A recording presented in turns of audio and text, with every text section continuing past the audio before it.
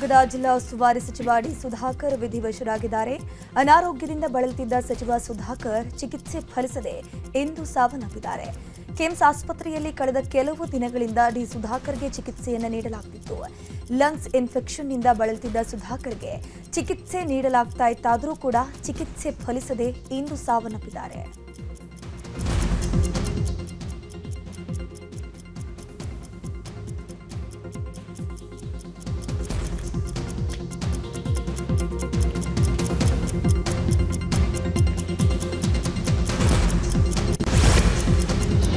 ಕಳೆದ ಸುಮಾರು 1 ತಿಂಗಳಿಂದ ಅವರು ತೀವ್ರ ಶ್ವಾಸಕೋಶದ ಸೋಂಕಿನಿಂದ ಬಳಲ್ತಾ ಇದ್ರು. ಮೊಣಕಾಲು ಚಿಕಿತ್ಸೆಯ ನಂತರ ಕಾಣಿಸಿಕೊಂಡ ಈ ಸೋಂಕು ಉಲ್ಬಣಗೊಂಡಿತ್ತು. ಅವರು ಆಸ್ಪತ್ರೆಯ ತೀವ್ರ ನಿಗಾ ಘಟಕದಲ್ಲಿ ಕೃತಕ ಉಸಿರಾಟದ ವ್ಯವಸ್ಥೆಯಲ್ಲಿದ್ದರು. ಮೊದಲು ಮಣಿಪಾಲ ಆಸ್ಪತ್ರೆಯಲ್ಲಿ ಚಿಕಿತ್ಸೆ ಪಡೆದಿದ್ದ ಅವರನ್ನ ನಂತರ ಕಿಮ್ಸ್ ಆಸ್ಪತ್ರೆಗೆ ಶಿಫ್ಟ್ ಮಾಡಲಾಗಿತ್ತು. ವೈದ್ಯರ ನಿರಂತರ ಪ್ರಯತ್ನದ ನಡುವೆಯೂ ಚಿಕಿತ್ಸೆ ಫಲಕಾರಿಯಾಗದೆ ಡಿ ಸುಧಾಕರ್ ವಿಧಿವಶರಾಗಿದ್ದಾರೆ. ಇವತ್ತು ಚಳ್ಳಕೆರೆಗೆ ಶಿಫ್ಟ್ ಮಾಡಲಾಗ್ತಾ ಇದ್ದು ಇವತ್ತೇ ಅಂತ್ಯ ಸಂಸ್ಕಾರದ ಸಾಧ್ಯತೆ ಇದೆ.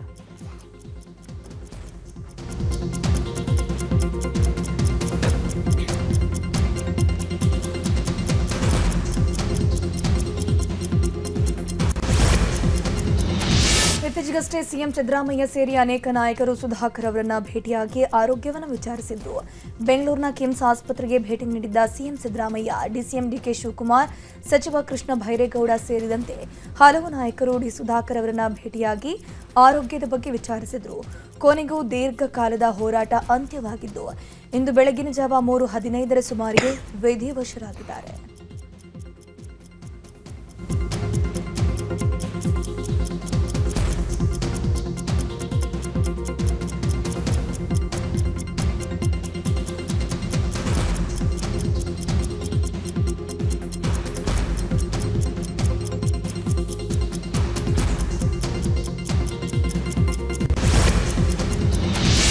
ಜೈನ ಸಮುದಾಯಕ್ಕೆ ಸೇರಿದ ಸುಧಾಕರ್ ಚಳ್ಳಕೆರೆಯಿಂದ 2004ರಲ್ಲಿ ಮೊದಲ ಬಾರಿಗೆ ಗೆಲುವು ಸಾಧಿಸಿದ್ರು.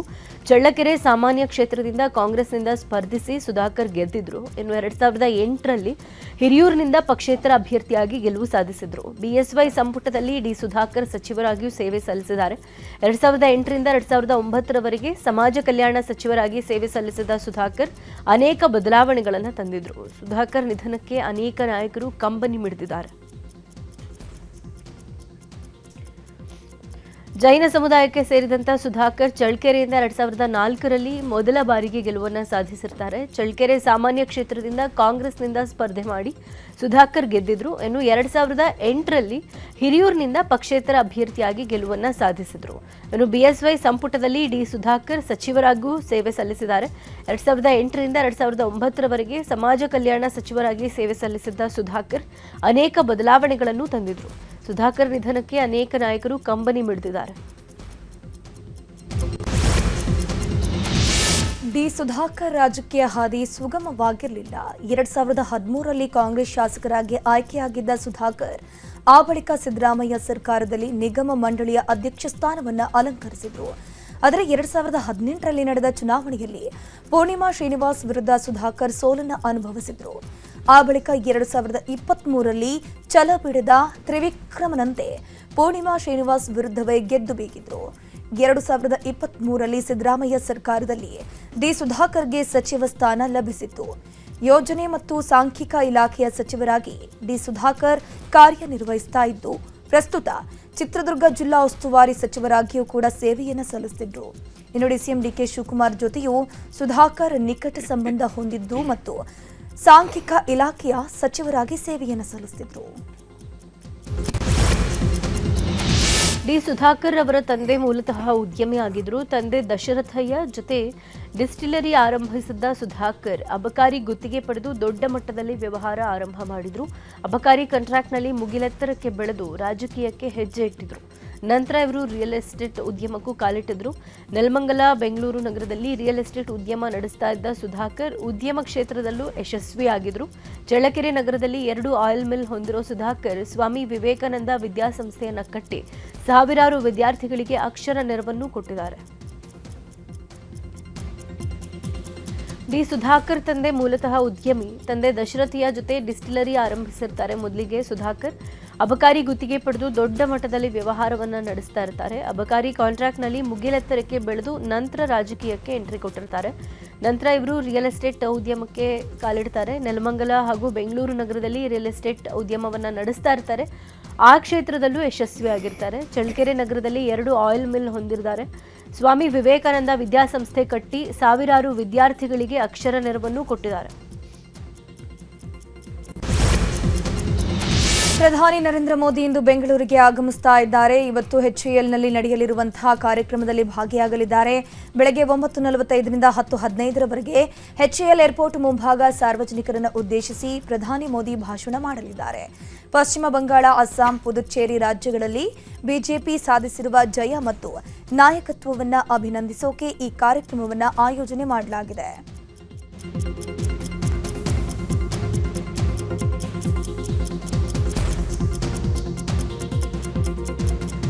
ನಂತರ HAL ಏರ್ಪೋರ್ಟ್ನಿಂದ ಹೆಲಿಕಾಪ್ಟರ್ ಮೂಲಕ ಕನಕಪುರ ರಸ್ತೆಯಲ್ಲಿರುವಂತಹ ಆರ್ಟ್ ಆಫ್ ಲಿವಿಂಗ್ ಆಶ್ರಮಕ್ಕೆ ತೆರಳಲಿರುವಂತಹ ಮೋದಿ ಧ್ಯಾನ ಮಂದಿರ ಮತ್ತು ವಿವಿಧ ಕಾರ್ಯಕ್ರಮಗಳ ಉದ್ಘಾಟನೆ ನೆರವೇರಿಸಲಿದ್ದಾರೆ. 1.5 ಗಂಟೆಗಳ ಕಾಲ ಆಶ್ರಮದಲ್ಲಿ ಇರಲಿದ್ದಾರೆ. ಮಧ್ಯಾಹ್ನ 1:40ಕ್ಕೆ ಬೆಂಗಳೂರಿನಿಂದ ಹೈದರಾಬಾದ್ಗೆ ನಿರ್ಗಮಿಸಲಿದ್ದಾರೆ.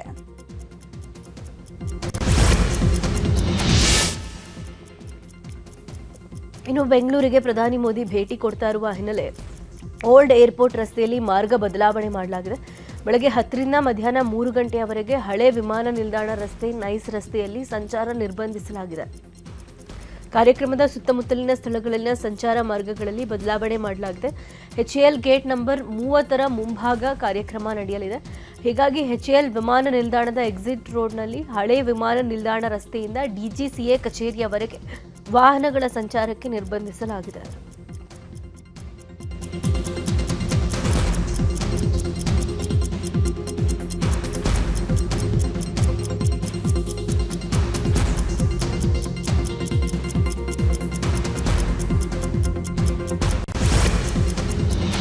ಬೆಂಗಳೂರು ದಕ್ಷಿಣ ಜಿಲ್ಲೆಯ ರಾಮನಗರ ಕ್ಷೇತ್ರದ ಹೊಂಬಯ್ಯನದೊಡ್ಡಿ ಗ್ರಾಮದಲ್ಲಿ ಜೆಡಿಎಸ್ ತೊರೆದು ಕಾಂಗ್ರೆಸ್ಗೆ ಹಲವು ಜನರು ಸೇರ್ಪಡೆಯಾದರು. ಶಾಸಕ ಇಕ್ಬಾಲ್ ಹುಸೇನ್ ನೇತೃತ್ವದಲ್ಲಿ ಪಕ್ಷ ಸೇರಿದ್ರು. ಈ ಸಂದರ್ಭದಲ್ಲಿ ಗ್ರಾಮದ ಅಭಿವೃದ್ಧಿ ನನ್ನ ಜವಾಬ್ದಾರಿ ಅಂತ ಇಕ್ಬಾಲ್ ಹುಸೇನ್ ಭರವಸೆ ಕೊಟ್ಟಿದ್ದಾರೆ. ಇನ್ನು ಡಿಸಿಎಂ DK ಶಿವಕುಮಾರ್ ಸಿಎಂ ಆಗುವುದು ಪಕ್ಷದ ಹೈಕಮಾಂಡ್ಗೆ ಬಿಟ್ಟಿದ್ದು, ಈ ಅವಧಿಯಲ್ಲಿಯೇ ಆಗಲಿ ಅನ್ನೋದು ನಮ್ಮ ಆಶಯ ಅಂತ ಇಕ್ಬಾಲ್ ಹುಸೇನ್ ತಿಳಿಸಿದರು.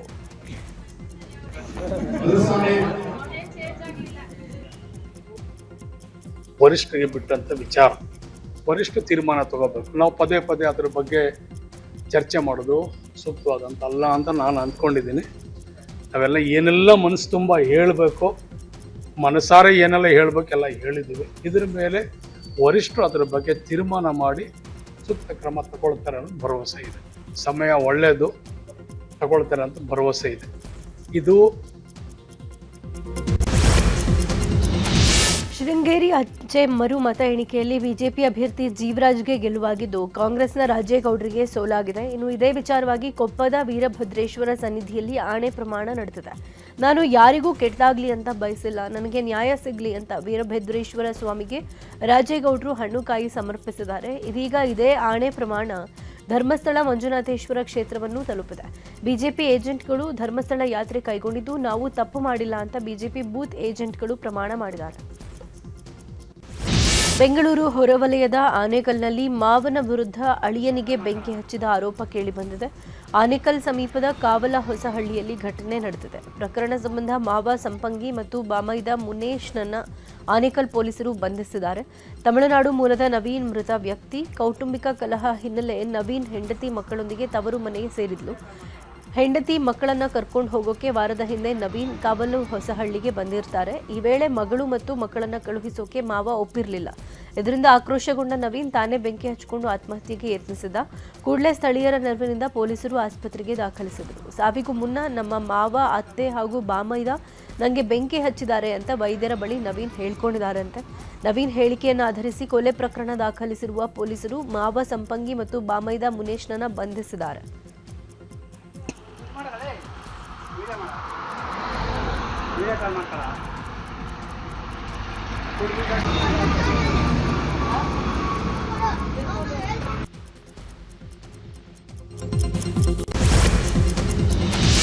ಕೆರೆಯ ಏರಿ ಮೇಲೆ ಚಾಲಕನ ನಿಯಂತ್ರಣ ತಪ್ಪಿ ಮದುವೆ ದಿಬ್ಬಣದ ಬಸ್ ಪಲ್ಟಿಯಾಗಿ ಭಾರೀ ಅನಾಹುತ ತಪ್ಪಿದೆ. ಶಿವಮೊಗ್ಗ ಜಿಲ್ಲೆಯ ಸೊರಬ ಕುಪ್ಪಗಡ್ಡೆ ಗ್ರಾಮದ ಕೊರಕೋಡು ಕ್ರಾಸ್ ಸಮೀಪದ ಇರ್ಪಿನ ಕೆರೆ ಏರಿ ಮೇಲೆ ಈ ಘಟನೆ ನಡೆದಿರುವುದು. ಸಿದ್ದಾಪುರದಿಂದ ಹಾನಗಲ್ನಲ್ಲಿ ನಡೆಯುತ್ತಿದ್ದ ವಿವಾಹ ಸಮಾರಂಭಕ್ಕೆ ಖಾಸಗಿ ಬಸ್ನಲ್ಲಿ ಜನರು ಹೊರಟಿದ್ರು. ಈ ವೇಳೆ ಚಾಲಕನ ನಿಯಂತ್ರಣ ತಪ್ಪಿ ಬಸ್ ಪಲ್ಟಿ ಹೊಡೆದಿದ್ದು ಕೆರೆ ಪಕ್ಕದಲ್ಲಿದ್ದ ತಡೆ ಕಲ್ಲುಗಳಿಂದ ಅನಾಹುತ ಜಸ್ಟ್ ಮಿಸ್ ಆಗಿದೆ. ಮೂವರಿಗೆ ಗಂಭೀರ ಗಾಯಗಳಾಗಿದ್ದು ಕೆಲವರಿಗೆ ಸಣ್ಣ ಪುಟ್ಟ ಗಾಯಗಳಾಗಿದೆ. ಬೆಂಗಳೂರಿನಲ್ಲಿ ಬಿಎಂಟಿಸಿ ಬಸ್ ದೇವಸ್ಥಾನಕ್ಕೆ ಬಂದು ಗುದ್ದಿದೆ. ನೆಲಮಂಗಲದ 8ನೇ ಮೈಲಿಯಿಂದ ಹೇರೋಹಳ್ಳಿ ಕ್ರಾಸ್ಗೆ ಹೋಗ್ತಿದ್ದ ಬಸ್ ಚಾಲಕನ ನಿಯಂತ್ರಣ ತಪ್ಪಿ ದೇವಸ್ಥಾನಕ್ಕೆ ಹೋಗಿ ಗುದ್ದಿದೆ. ದೇವಸ್ಥಾನದ ತಡೆಗೋಡೆ ಹಾಗೂ ಗ್ರಿಲ್ಗೂ ಹಾನಿಗಳಾಗಿದೆ. ಬೃಂದಾವನ ಬಸ್ ಸ್ಟಾಪ್ ಬಳಿ ಸಡನ್ ಆಗಿ ಬಂದ ಬೈಕ್ಗೆ ಡಿಕ್ಕಿ ಹೊಡೆಯೋದನ್ನು ತಪ್ಪಿಸಕ್ಕೆ ಹೋಗಿ ಬಸ್ ಶಿವನ ದೇವಸ್ಥಾನಕ್ಕೆ ಗುದ್ದಿದೆ. ಬೆಂಗಳೂರಿನ ಕೆಆರ್ ಮಾರ್ಕೆಟ್ ಫ್ಲೈಓವರ್ ಮೇಲಿನ ಒನ್ ವೇನಲ್ಲಿ ಟ್ರಿಪಲ್ ರೈಡಿಂಗ್ ಮಾಡಿದ್ದಾರೆ. ಮೂವರು ಯುವಕರು ಡೇಂಜರಸ್ ಆಗಿ ಡ್ರೈವಿಂಗ್ ಮಾಡಿದ್ದು ವಾಹನ ಸವಾರರೊಬ್ಬರು ತಮ್ಮ ಮೊಬೈಲ್ನಲ್ಲಿ ಈ ವಿಡಿಯೋವನ್ನು ಸೆರೆ ಹಿಡಿದಿದ್ದಾರೆ. ಇಂತಹ ಅಪಾಯಕಾರಿ ಡ್ರೈವಿಂಗ್ ಮಾಡುವ ಯುವಕರ ವಿರುದ್ಧ ಕ್ರಮ ಕೈಗೊಳ್ಳಬೇಕು ಅಂತ ಸಾರ್ವಜನಿಕರು ಪೋಸ್ಟ್ ಹಾಕ್ತಿದ್ದಾರೆ. ಸಿಲಿಕಾನ್ ಸಿಟಿ ಬೆಂಗಳೂರಿನಲ್ಲಿ ಮಳೆಯ ಅಬ್ಬರ ಶುರುವಾಗಿದೆ. Corporation circle, Sampangi Ramanagara, town hall ಸೇರಿದಂತೆ ನಗರದ ಹಲವು ಕಡೆ ಮಳೆಯ ಸಿಂಚನ ಆಗಿದೆ. ವಾಹನ ಸವಾರರು ಪರದಾಡುವ ಸ್ಥಿತಿ ನಿರ್ಮಾಣ ಆಗಿದೆ. ಇನ್ನು ಬೆಂಗಳೂರು ಹಾಗೂ ಬೆಂಗಳೂರು ಗ್ರಾಮಾಂತರದಲ್ಲಿ ಸಾಧಾರಣ ಮಳೆಯಾಗಲಿದ್ದು ಹವಾಮಾನ ಇಲಾಖೆ ಯೆಲ್ಲೋ ಅಲರ್ಟ್ ಘೋಷಿಸಿದೆ. ಉತ್ತರ ಕನ್ನಡ ಜಿಲ್ಲೆಯ ಕರಾವಳಿ ತಾಲೂಕು ಭಟ್ಕಳ ಸೇರಿ ವಿವಿಧ ಕಡೆ ಮಳೆಯ ಸಿಂಚನವಾಗಿದೆ. ಕಾದ ಕಾವಲಿಯಂತಾಗಿದ್ದ ಭೂಮಿಗೆ ಮಳೆರಾಯ ಕೊಂಚ ತಂಪೇರ್ತಿದ್ದಾನೆ. ಗುಡುಗು ಸಿಡಿಲು ಸಹಿತ ಮಳೆಯಾಗಿದ್ದು ತೀವ್ರ ಶೆಕೆಯಿಂದ ಬಸವಳಿದಿದ್ದ ಜನರು ಕೊಂಚ ನಿಟ್ಟುಸಿರು ಬಿಟ್ಟಿದ್ದಾರೆ. ಯಾದಗಿರಿ ಜಿಲ್ಲೆಯಲ್ಲಿ ರಣ ಬಿಸಿಲಿನ ಆರ್ಭಟ ಜೋರಾಗಿದೆ. ಇದರ ಮಧ್ಯೆ ಗ್ರಾಮೀಣ ಭಾಗದ ನಿವಾಸಿಗಳು ಕುಡಿಯೋ ನೀರಿಗಾಗಿ ಪರದಾಡುವ ಸ್ಥಿತಿ ನಿರ್ಮಾಣ ಆಗಿದೆ. ಇಂತಹ ಸಮಯದಲ್ಲಿ ಜನರಿಗೆ ಸೌಲಭ್ಯ ಕಲ್ಪಿಸಿಕೊಡಬೇಕಾದ ಅಧಿಕಾರಿಗಳು, ಜನಪ್ರತಿನಿಧಿಗಳು ಮಾತ್ರ ಕಣ್ಮುಚ್ಚಿ ಕೂತಿದ್ದಾರೆ. ಅಧಿಕಾರಿಗಳು, ಜನಪ್ರತಿನಿಧಿಗಳ ನಿರ್ಲಕ್ಷ್ಯದಿಂದ ಬೇಸತ್ತ ಚೇಪಟ್ಲ ಗ್ರಾಮಸ್ಥರು ಗ್ರಾಮ ಪಂಚಾಯಿತಿಗೆ ಮುತ್ತಿಗೆ ಹಾಕಿ ಸಮಸ್ಯೆ ಹೇಳ್ಕೊಳ್ಳೋಕೆ ಮುಂದಾಗಿದ್ರು. ಆದರೆ ಅಷ್ಟರಲ್ಲಾಗಲೇ ಪಂಚಾಯಿತಿಗೆ ಬೀಗ ಹಾಕಿ ಅಧಿಕಾರಿಗಳು, ಸಿಬ್ಬಂದಿಗಳು ಅಲ್ಲಿಂದ ಕಾಲ್ಕಿತ್ತಿದ್ದಾರೆ. ಇದರಿಂದ ಆಕ್ರೋಶಗೊಂಡ ಗ್ರಾಮಸ್ಥರು ಪಿಡಿಒಗೆ ಕ್ಲಾಸ್ ತಗೊಂಡಿದ್ದಾರೆ. ಜನರ ಸಮಸ್ಯೆ ಆಲಿಸಿದ ಪಿಡಿಒ ನೀರಿನ ಸಮಸ್ಯೆ ಶೀಘ್ರವೇ ಬಗೆಹರಿಸ್ತೀವಿ ಅಂತ ಹೇಳಿದ್ರು.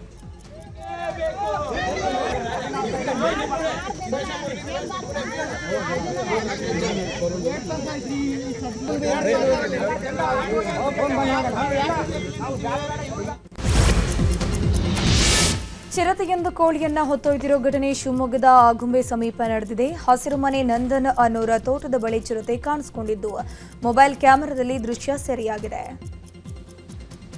ಚಾಮರಾಜನಗರ ಜಿಲ್ಲೆಯ ಗುಂಡ್ಲುಪೇಟೆ ತಾಲೂಕಿನ ವಡ್ಡಗೆರೆ ಗ್ರಾಮದಲ್ಲಿ ಚಿರತೆಯ ಮರಿ ಸೆರೆ ಸಿಕ್ಕಿದೆ. ಕೃಷಿ ಹೊಂಡಕ್ಕೆ ಅಳವಡಿಸಿದ ಪೈಪ್ನಲ್ಲಿ ಚಿರತೆಯ ಮರಿ ಇತ್ತು. ಮಾಹಿತಿ ಸಿಕ್ಕ ಬೆನ್ನಲ್ಲೇ ಸ್ಥಳಕ್ಕೆ ಆಗಮಿಸಿದ ಅರಣ್ಯ ಇಲಾಖಾ ಸಿಬ್ಬಂದಿ ಚಿರತೆ ಮರಿಯನ್ನ ರಕ್ಷಣೆ ಮಾಡಿದ್ದಾರೆ.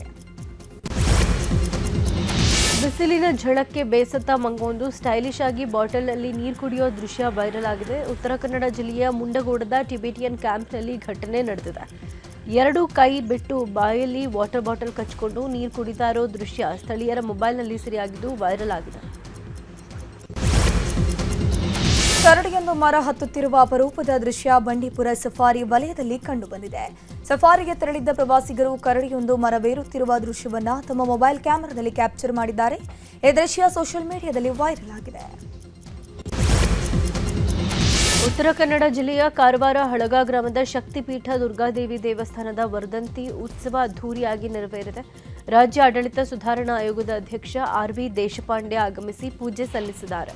ಇದೇ ವೇಳೆ ಮುಂದಿನ ದಿನಗಳಲ್ಲಿ ರಾಜ್ಯ ಸಚಿವ ಸಂಪುಟ ವಿಸ್ತರಣೆ ಆದರೆ ದೇಶಪಾಂಡೆ ಅವರಿಗೆ ಮಂತ್ರಿ ಸ್ಥಾನ ಸಿಗಲಿ ಅಂತ ಆಡಳಿತ ಮಂಡಳಿ ವತಿಯಿಂದ ಪ್ರಾರ್ಥನೆ ಮಾಡಲಾಯಿತು.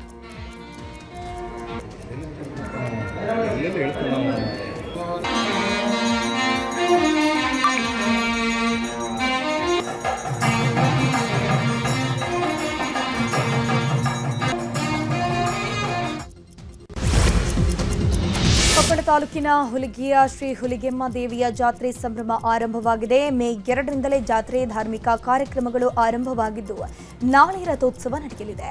ಇನ್ನು ನಾಳೆಯಿಂದ ಮೇ 14ರವರೆಗೆ ಹುಲಿಕೆಯಲ್ಲಿ ಮದ್ಯ ಮಾರಾಟ ನಿರ್ಬಂಧಿಸಲಾಗಿದೆ.